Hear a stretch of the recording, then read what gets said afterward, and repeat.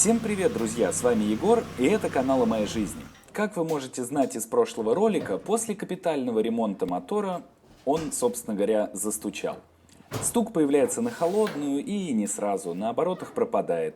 Начитавшись всякого в интернете, решил промыть мотор всякими промывками, так как почему-то решил, что стучат гидрики, и то, что эта самая промывка обязательно поможет. Перейдем сразу к сути. Решил я использовать фирму Lavor, это, если что, не реклама, все купил за свои деньги, просто нравится их химия. И решил промывать я все это дело комплексно.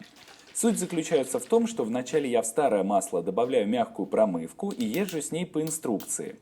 Далее я меняю масло на свежее, с фильтром естественно, катаюсь километров 500, чтобы свежим маслом все еще раз промылось.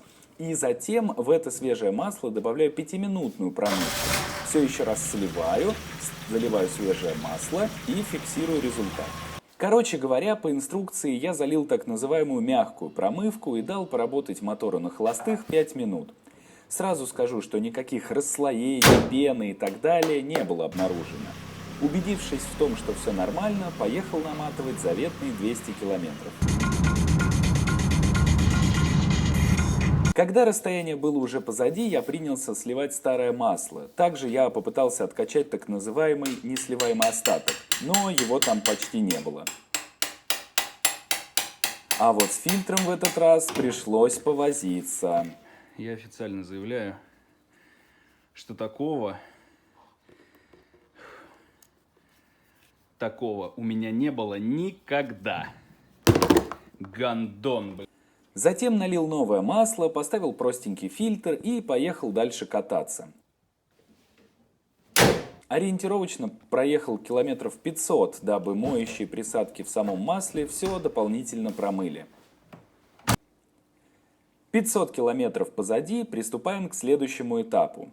В этот раз я купил уже хорошие фильтры, и давайте пару слов о масле. Я знаю, что могут найтись в комментариях люди, которые при виде российского масла начинают испытывать рвотные позывы.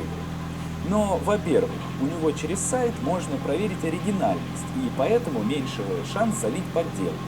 Во-вторых, я все равно меняю масло каждые 5-6 тысяч километров. Ну да, ну люблю я менять масло, и шо? Не, ну вот шо?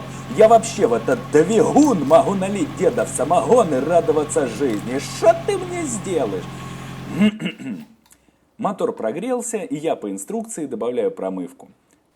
После добавления запускаем двигатель и даем ему 5 минут поработать на холостых. После сливаем всю эту жижу, и в этот раз я предусмотрительно подстелил ткань под фильтр.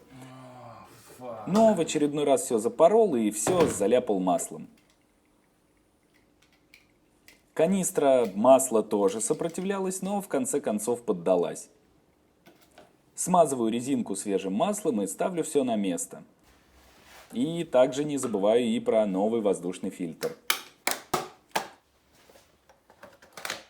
Также я вкрутил новую пробку поддона, так как старая уже потела, и заливаю свежее масло. Итак, момент X. Запускаем и слушаем.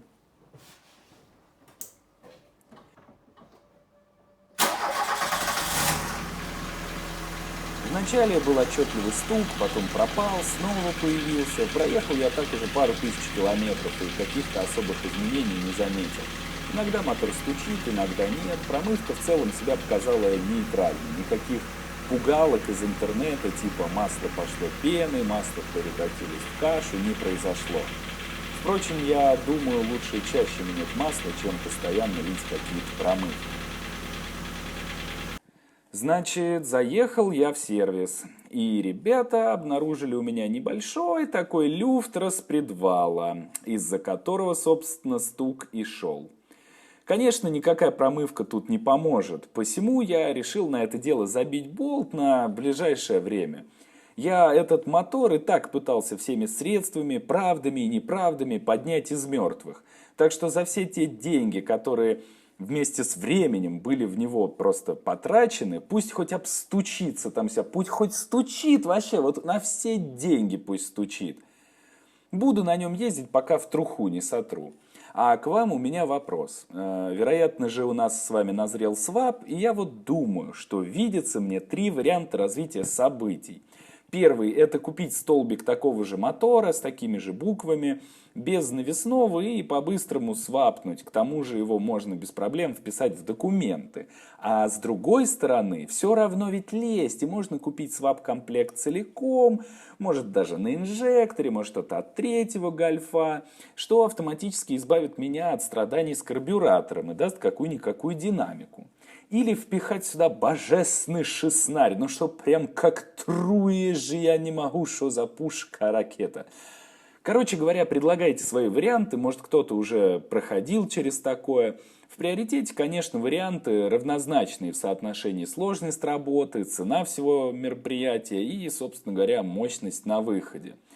А вам всем огромное спасибо за просмотр. Ставьте лайки, пишите комментарии и подписывайтесь. Всем спасибо. Пока.